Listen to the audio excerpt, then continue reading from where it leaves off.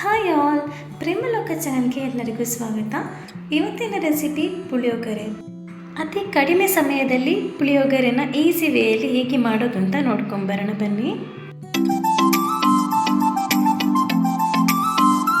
ಮೊದಲಿಗೆ ಕಡಾಯಿ ಬಿಸಿ ಆದಮೇಲೆ ಎಣ್ಣೆ ಹಾಕ್ಕೊಳ್ಳಿ. ಅದಕ್ಕೆ ಸಾಸಿವೆ ಮತ್ತು ಜಜ್ಜಿರುವಂಥ ಬೆಳ್ಳುಳ್ಳಿ ಹಾಕ್ಕೊಂಡು ಸ್ವಲ್ಪ ಮಿಕ್ಸ್ ಮಾಡ್ಕೊಳ್ಳಿ.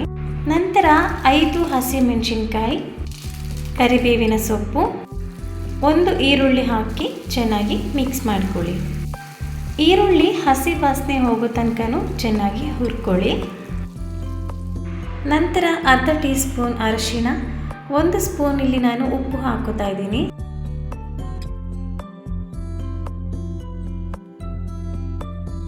ಮಾರ್ಕೆಟಲ್ಲಿ ರೆಡಿಯಾಗಿ ಸಿಗುತ್ತೆ ಇವಾಗ ಪುಳಿಯೋಗರೆ ಮಿಕ್ಸ್ ಪೌಡರ್ ಎಲ್ಲ. ಸೊ ನಾನು ಈ ಪೌಡರ್ನ 2 ಪ್ಯಾಕೆಟ್ ಅಷ್ಟು ಹಾಕೋತಾ ಇದ್ದೀನಿ ಇಲ್ಲಿ. ಈ ಥರ ಹಾಕಿ ಒಂದ್ಸಲ ಚೆನ್ನಾಗಿ ಮಿಕ್ಸ್ ಮಾಡಬೇಕು.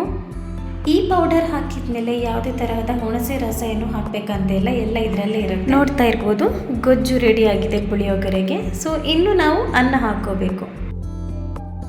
ಹಿಂದಿನ ರಾತ್ರಿ ಏನಾದರೂ ಮಿಕ್ಕಿರೋ ಅಂಥ ಅನ್ನ ಇದ್ದಲ್ಲಿ ನಾವು ನೆಕ್ಸ್ಟ್ ಡೇ ಮಾರ್ನಿಂಗಿಗೆ ಹೀಗೆ ಬೇಗನೆ ಪುಳಿಯೋಗರೆನ ಮಾಡ್ಕೋಬೋದು.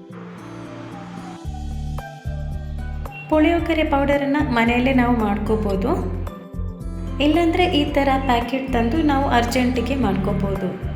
ಸ್ವಲ್ಪ ಕೊತ್ತಂಬರಿ ಸೊಪ್ಪು ಹಾಕ್ಕೊಂಡು ಇನ್ನೂ ಚೆನ್ನಾಗಿ ಮಿಕ್ಸ್ ಮಾಡಿದರೆ ಪುಳಿಯೋಗರೆ ರೆಡಿ ಆಗುತ್ತೆ. ತುಂಬ ಟೇಸ್ಟಿಯಾಗಿರುತ್ತೆ ಈ ಪುಳಿಯೋಗರೆ. ನೀವು ಒಂದ್ಸಲ ಮನೇಲಿ ಮಾಡಿ ನೋಡಿ. ಬ್ಯಾಚುಲರ್ಸ್ ಆಗಿರ್ಬೋದು, ಸ್ಟೂಡೆಂಟ್ಸ್ ಯಾರು ಕೂಡ ಇದನ್ನು ಟ್ರೈ ಮಾಡಿ ಒಂದ್ಸಲ, ತುಂಬ ರುಚಿಯಾಗಿರುತ್ತೆ.